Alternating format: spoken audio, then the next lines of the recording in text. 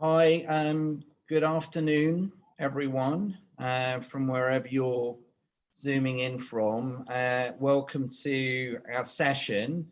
The topic that we're going to discuss today is the challenges of building a better investment ecosystem, and what progress needs to be made to make that ecosystem more inclusive and representative. I think we can all agree that this is a critical issue at a critical time. Not just a very relevant discussion during Black History Month, but also an incredibly relevant discussion, as we are still potentially just midway through a global pandemic, which is disproportionately impacting underrepresented members of society. I think if we believe that, a better investment ecosystem can deliver, better, more representative, more inclusive social and economic outcomes, the role that investors play in that ecosystem is critical. And I hope you'll feel that we've got a great group together today to discuss this. I'm going to let the panel briefly introduce themselves, and then we'll have a discussion. I hope there'll be lots of questions from folks who are listening in. The panel is keen to have a discussion. This is the beginning, we hope, of a broader discussion. But I think you'll agree that the three panelists that we have here today are uniquely qualified to give a point of view on this topic. We have Paula Groves, one of the founding members of a fantastic new fund, ImpactX. Paula will tell you a little bit about her background. We have Sam Jimia, who, in addition to having been the university's minister with responsibility for the R&D roadmap and oversight of R&D in the UK, is now very actively involved with his alma mater in terms of how they're commercializing research and innovation. He'll let you know a bit more about that. And then for those of you who don't know her, we've got Lisa Shu, who is the executive director of the Newton program that is launching officially today. So I'm going to hand over first to Paula just to give a brief introduction, and then we will hand on to Sam and Lisa, and then start the discussion. Over to you, Paula. Thank you so much, Sam. It's my pleasure to be here today on this panel talking about such an important issue. My background has been all about providing access to capital to underrepresented entrepreneurs. ImpactX is targeting a $100 million fund in the UK and Europe to provide such capital to underrepresented entrepreneurs. My background is I launched my first private equity fund that was double bottom line, that focused on job creation as well as financial returns. I assisted the team in raising about $800 million in the United States to do that. I then spun out and launched Axon Capital that was focused on women and minority entrepreneurs of technology that were leading technology companies. This issue of how social justice meets economic opportunity is something I've been focused on for my entire career, and I look forward to the conversation around that. Brilliant. Thank you so much, Paula. Sam, would you give yourself a brief introduction, please? Great. Well, thank you, Paul, and thanks for inviting me today. So my background to this is obviously I was, as you said, Minister for University Science, Research and Innovation. And in that particular role, looked at strategic funding for strategic technologies, for example, AI and clean tech. Also looked at the ecosystem, but and the funding for the UK science base, an R&D budget of about 8 billion, responsible for 164 higher education institutions. And but before that, my background is finance. So I really approached a lot of these issues for how you can effectively finance innovation and stimulate the ecosystem. And as you said in the introduction, I have post politics taking that on into the Oxford University Innovation, which is the tech transfer office for Oxford, which is spinning out currently about 20 companies a year, attracted about 865 million pounds of investment into portfolio companies coming out of Oxford last year. So that's my perspective on this. Great, thank you, Sam. And last but no means least, Lisa, could you introduce yourself and maybe give us a few minutes of background on the Newton Ventures program, which you're launching today? Absolutely. Thanks so much, Saul. I am the executive director of the Newton Venture Program, and Newton is a partnership between Local Globe and London Business School, where I previously served on the faculty. So our mission with Newton is to train the next generation of venture investors. Our explicit goal is to disrupt the venture landscape. We want to make it more diverse, more inclusive, more representative of the population that it serves. So we know venture capital is a tiny asset class, but it has enormous, enormous trickle-down impact. If you look at the world's 5 largest companies today, all 5 of those companies are venture-backed. And collectively, these companies have created over $7 trillion, so over 5.5 trillion pounds in value, and millions of jobs worldwide. So given this outsized impact that VC as an asset class has, the decisions made by the investors themselves, they trickle down through the entire community. Who gets funding determines which of society's problems gets solved. And given the enormous power that investors hold, who are they? Well, they are overwhelmingly white, male, and privileged currently. So Newton exists to hurry history. We want to train the next generation of investors today. Newton learners will represent the future that we want. So at least half of our cohort, 50% will come from BAME backgrounds and 50% will be female. We're focusing on the B in BAME. We explicitly want to increase the number of Black investors in the ecosystem and to develop them so they have equal access to thriving. So it's not just about getting them into the door, it's equal access to thriving. And education, as we know, can be wildly transformative. It has been in my life. I grew up in Queens, New York City. I attended state-funded schools exclusively before the age of 18, and I've benefited dramatically from access to the educational institutions that I've been lucky to attend. But it's also meaningless. Education is meaningless if you cannot access it. So that's why half of the spots for Newton, for its first inaugural digital program, half of the spots will receive full scholarships. And this is thanks to Phoenix Court Foundation, whose support means that Newton will be free for 50% of the inaugural class. So we'll continue to work tirelessly to ensure that inability to pay is not a barrier to entry. And by 2050, venture investors will be 50% female and at least 50% BAME.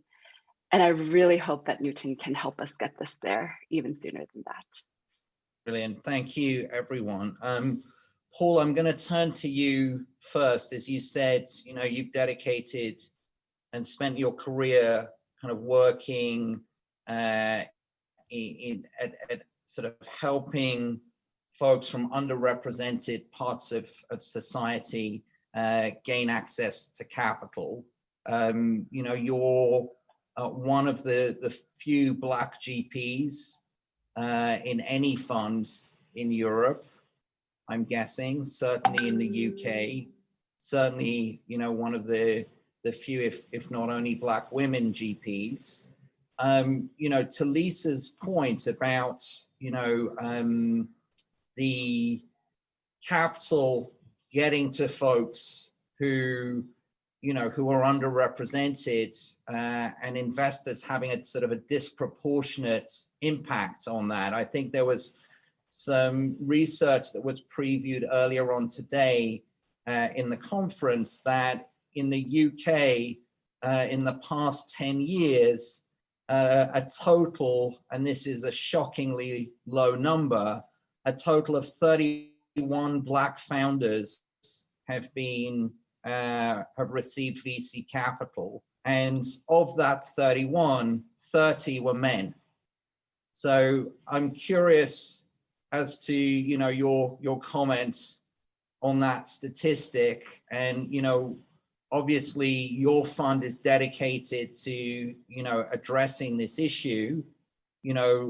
What's your reflection on that, and what do you feel while Newton is sort of playing a 10, 15, 20-year game, and maybe this is, and indeed it probably is a 10, 15-year, 20-year game, what is it that is being done in the short term to sort of address and challenge these issues? And what's your view on this?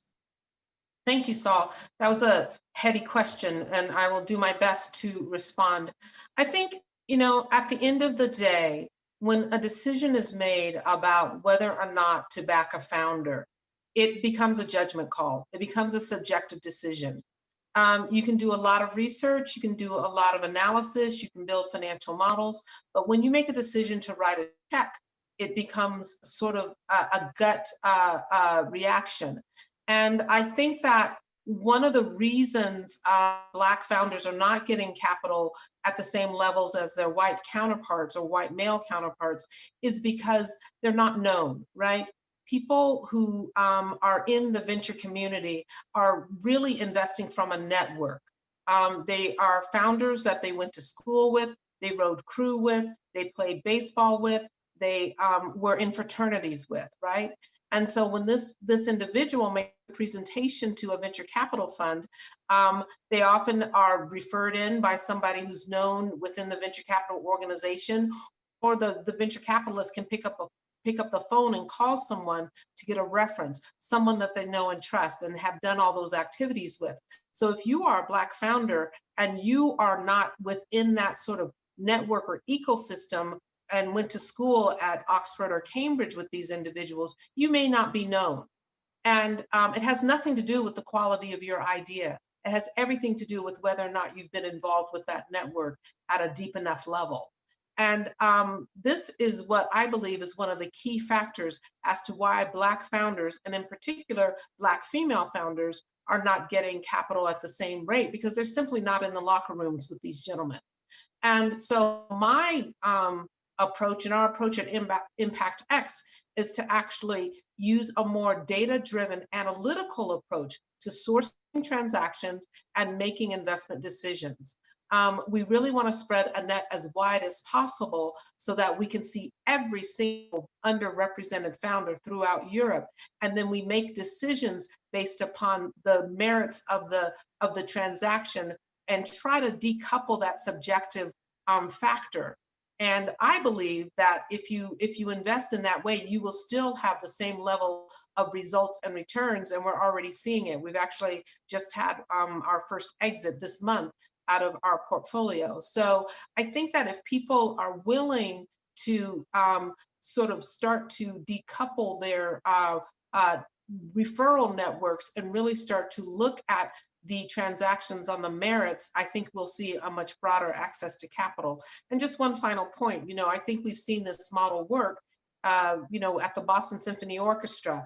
They now do blind auditions. You don't know what color the person is. You don't know if they're male or female. You don't know if they're tall or short, right? And so I would love to bring that sort of blind audition attribute to the selection of venture capital investments. And I think that that's one key way to diversify access to capital. Thank you, Saul. Brilliant, thank you. There are several follow-up questions I'd like to ask, but I'm gonna, try save them and ask Sam a question specifically about universities and tech transfer. I mean, as as a university's science minister, you know, you will have beaten the drum for the fact that the UK, you know, on a, I think the term is, Lisa would probably know as an academic, a field weighted citation basis. You know, the UK leads the world in terms of the quality of UK research. You know, it leads the US on this basis, it leads China on this basis, Germany, the EU, etc. So, I mean, you know, we're a nation that likes to beat ourselves up and complain, but, you know, in this particular area, in the area of research, you know, we are world class. You know, you are an alumni of the university that you advise now on spin outs, Oxford. You know, Oxford is, along with Cambridge and other UK universities, it is at the center of, you know, some of the best research in the world. Obviously, the vaccine, you know, one of the best vaccine candidates in the world for COVID is coming through Oxford at the moment. Why is it when the UK is like literally unparalleled for its size, but even, you know, at scale, when it comes to research, why is it that the UK still lags behind the rest of the world? Well, not the rest of the world, some of its, you know, the top tier peer group when it comes to commercialization. And this is less a question, obviously, about sort of diversity and underrepresentation. I think we can talk about that as well, or you may want to mention that within the university sector, but I'm just more interested in your view, you know, as someone who's now been on both sides of the table. Why is it that we can be the best in the world at research, but not the best in the world at commercializing that research? Well, big question. I could write a dissertation on it. I think firstly, what I would say on the diversity point, just sort of comment on that, is that the scale of the opportunity when it comes to technology and innovation is so huge. And for the UK, it's so critical in terms of how the UK pays its way over the next 20, 30 years, that without a sort of an inclusive and diverse approach, you're not going to attract the talent that you need to found these companies, to work in these companies, to exploit technologies. And if you look at UK science and the science base and the research base, one of the secrets of its success is that it's open to talent from anywhere in the world. And I think that goes for the science base as it goes for the technology transfer and the innovation base. You've got to be open to the bright, the best, talented, and the entrepreneurial. And the same way as you try to find them for the physics department, you've got to find the best for your new cryptocurrency company or your new genomics business. And that means widening the talent pool, because no one group has a monopoly on the best talent. But your broader question, which is the discrepancy between the amazing science output and venture output of our universities. Firstly, I agree with your premise. You know, the UK punches way above its weight. It's second to the United States in the world in terms of the scientific, so research output, but has a fifth of the population of the United States. So that's an incredible output in terms of the field weighted citation index, which you mentioned. But there are a number of things that don't work as well when it comes to technology transfer. And I would say kind of one of the first issues is when you look at the challenges of the UK venture ecosystem, whether it's access to capital from seed right through to IPO, when you look at access to talent, when you look at the need for management, all of these things are actually more acute when you look at the tech transfer space. So firstly, a lot of the tech transfer companies that are coming out are deep tech. They require patient capital. You know, it takes about 7, sometimes 15 years for these companies actually to get the kind of exit that delivers value.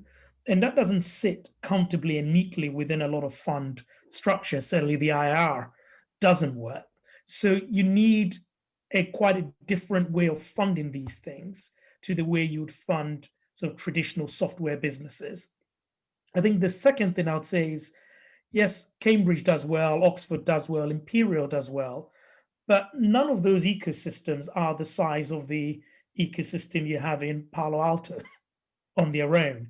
So if you want to have an ecosystem that really works, you probably need to look at the UK university and tech transfer base on a much broader geographical basis than being bounded specifically by a given university. And I think that is a drawback, that universities tend to sort of do things within the institution rather than having these ecosystems and the networks all linked together. A big challenge, obviously, is that there are a lot of companies that attract seed funding, probably Series A and Series B. But then after Series D, there's a huge challenge. And I think there is a gap post Series C for a lot of these technologies to go on to succeed. I think government has a huge role to play here. And so we've been discussing this, Saul, in terms of the strategic funding and unlocking pools of capital to make this possible. So the Future Fund, which was announced this year as part of the economic rescue package for COVID, is a great first step. £500 million co-investment, government going alongside the private sector is an important step. But if you could go even further to unlock patient capital that is adjacent to government, that could see these companies through to the end, I think that would have a transformative impact on the tech transfer landscape in the UK. Now, you'd say that, well, in the US, venture does a lot of that work. Why can't venture do it here? It happens that in our ecosystem, government agencies play quite a big part. And what the US has done is, in the early 80s, is they unlocked with ERISA lots of capital. And I think we need that wall of capital to really fund what are often difficult but transforming and impactful companies.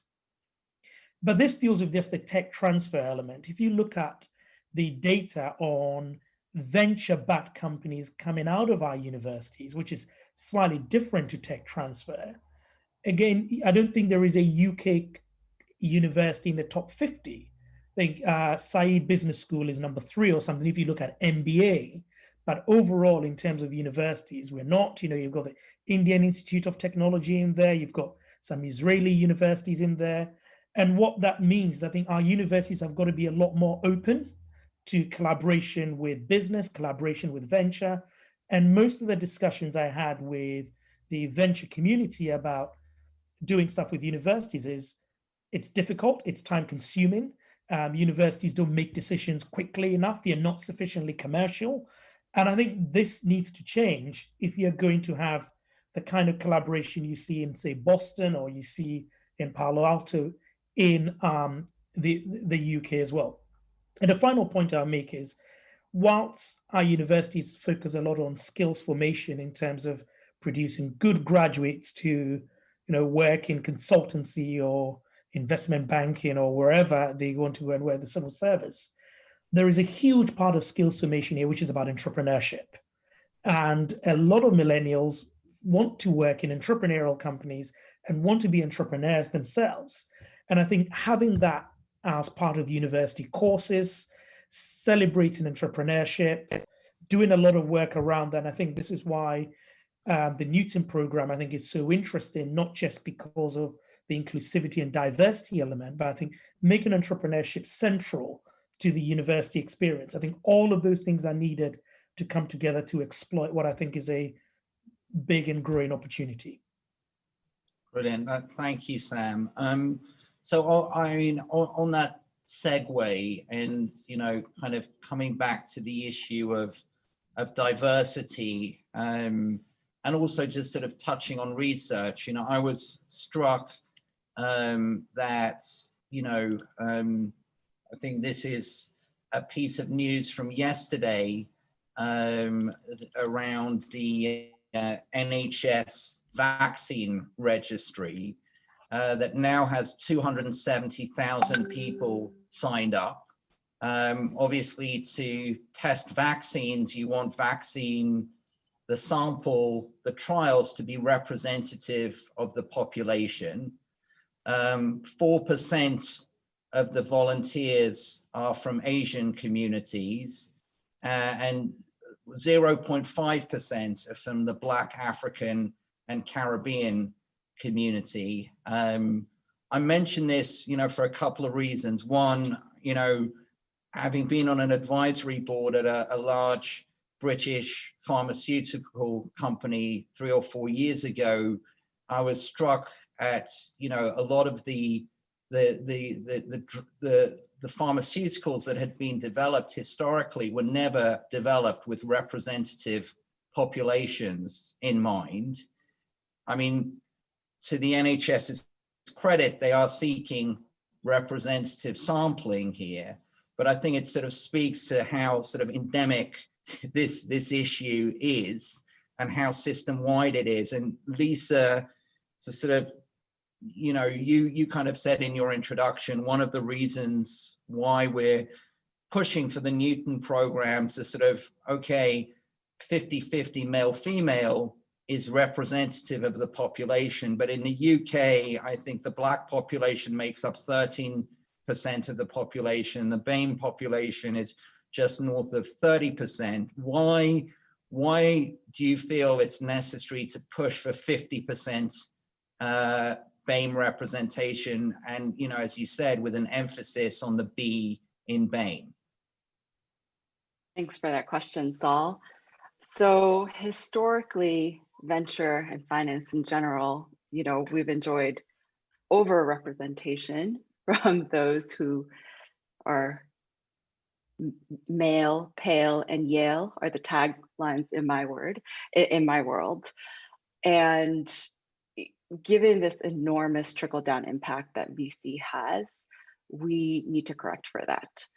So the first step is, to your point, actually just measuring, benchmarking what a representative sample would look like. What does the population look like, and how do we represent that within our venture investors? And then I think the next step, and this relates to Paula's point, is that it's not just enough to get people in the door in venture, right? So it's not enough to recruit successfully, to hire successfully. You need to train them, to develop, to promote this equal access to thriving. So I hear people speak a lot about programs where, equal treatment is fairness. But I think fairness could be defined as equal access to thriving. So it's about equal outcomes. We want to work towards that. So, from hiring to selection, to promoting, to developing, to promoting belonging, so that those who are in the field, those investors who are traditionally from underrepresented backgrounds, will want to stay. I think this is an essential part of kind of this complete ecosystem. And 2050 is our goal, of course. But again, I hope we could reach that much sooner than 2050. I hope we could do that within the first decade of Newton. Great. So we're just after 5. We got about 15 minutes of our session left. We got a few questions coming in. I'll just sort of invite anyone who wants to submit questions to do that. A further question I had for the group. I mean, Paula, you've had experience in the US. Obviously, you grew up in the US. Professionally, you spent a lot of time in the US. Lisa, you also grew up in the US, went to school, taught in the US as well. I guess, Sam made the point that, the US is often seen as doing a great job when it comes to, leveling the playing fields or, encouraging innovation. And also, the state plays a role there. I know, Paula, you've been involved, at the state level, at the public sector level as well. I'm curious, Paula, what's your, any insights you can share, any learnings that you're bringing from the US experience, to the UK and Europe that you feel is relevant or transferable? Thank you, Saul. I think that Sam made a very important point about the role of government in furthering entrepreneurship. I most recently worked with the city of Oakland that launched a fund to invest in underrepresented entrepreneurs that were their incomes were at 80% of the median income in Oakland, and they, formerly incarcerated. They weren't Yale, some of them are male, but they weren't white, and they simply were not trained in the way that Lisa has articulated as being very important. And they weren't trained because they didn't have access to the same opportunities that their white male counterparts had access to. So the city of Oakland was willing to take a risk on these entrepreneurs, provide them with the access to capital so that they can get the knowledge and the training necessary to build entrepreneurial businesses, right? And so I think that one of the fallacies, or one of the impediments, let me use that word, that when we look to fund entrepreneurs, we assume that they have to have had the right pedigrees and went to the right schools and had the right courses on their resume so that they'll be a success. But if you haven't had that opportunity, you're never going to get the entrepreneurial knowledge. So the role of government in providing that capital so that they can then get that entrepreneurial knowledge that they can then spread to their communities has been a very important aspect of getting access to capital for underrepresented entrepreneurs. Now that I have moved over to the UK, I really think what the Future Fund did was brilliant in terms of helping people out of COVID.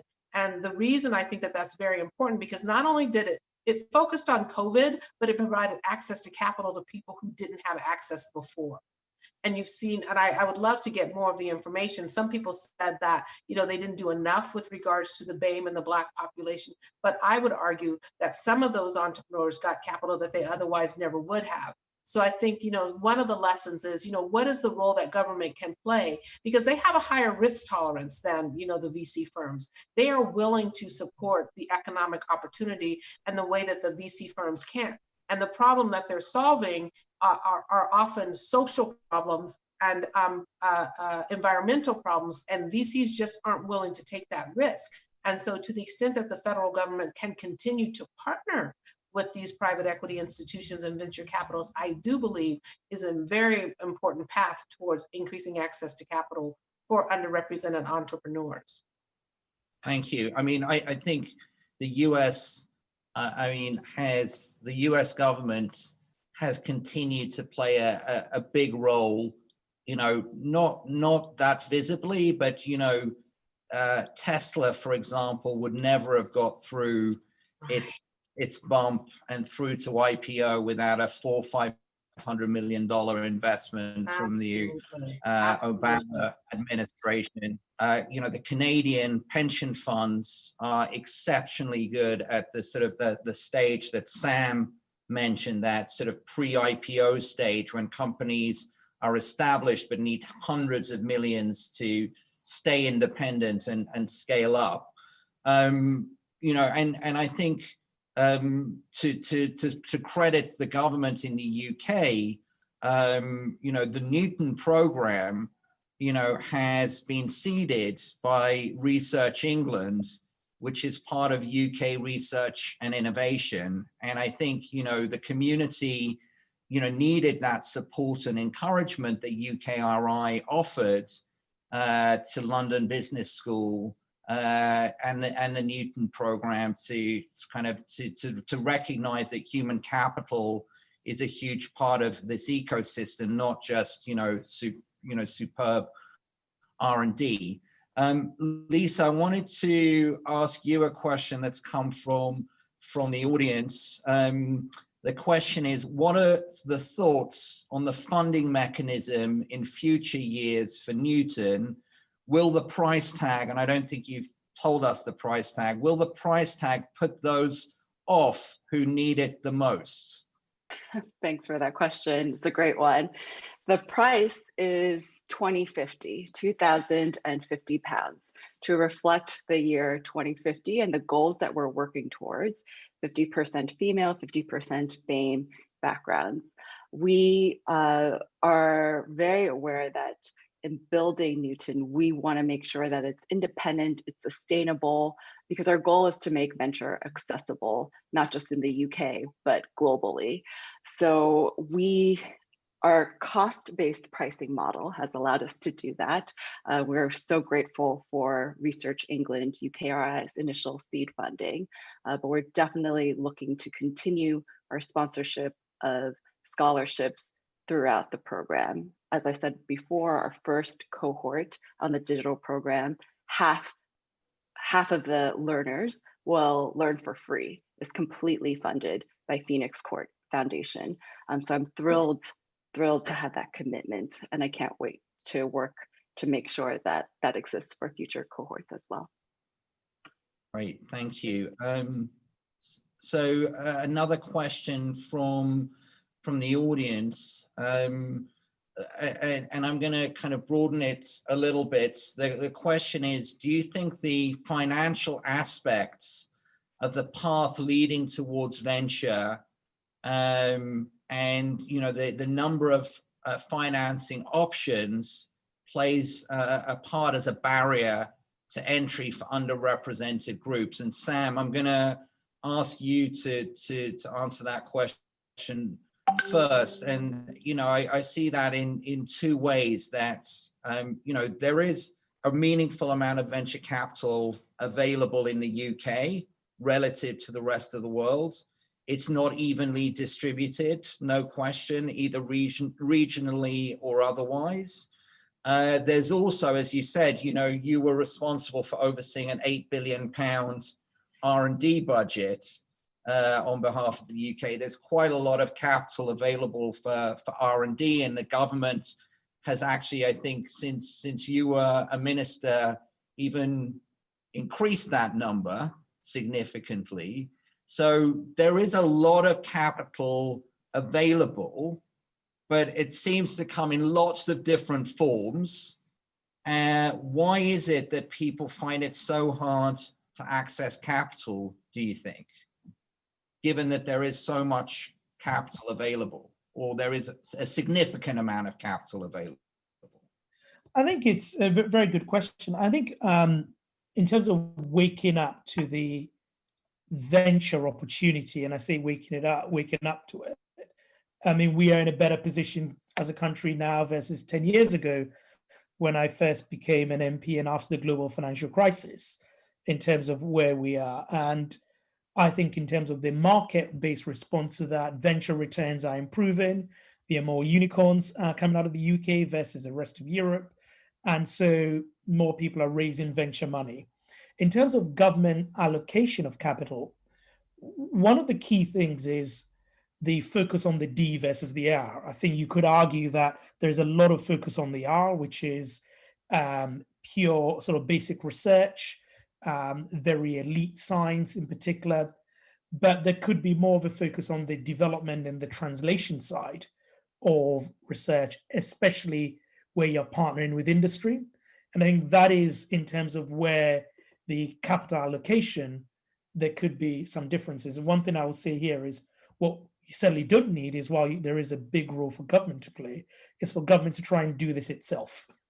So I think government should unlock the capital for entrepreneurs and venture people to access the capital and allocate it in the right way.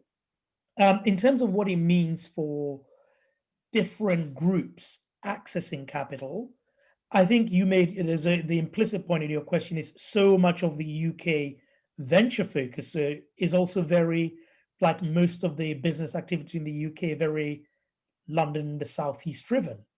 Whereas if you go to places like Sheffield, Manchester, there are opportunities there.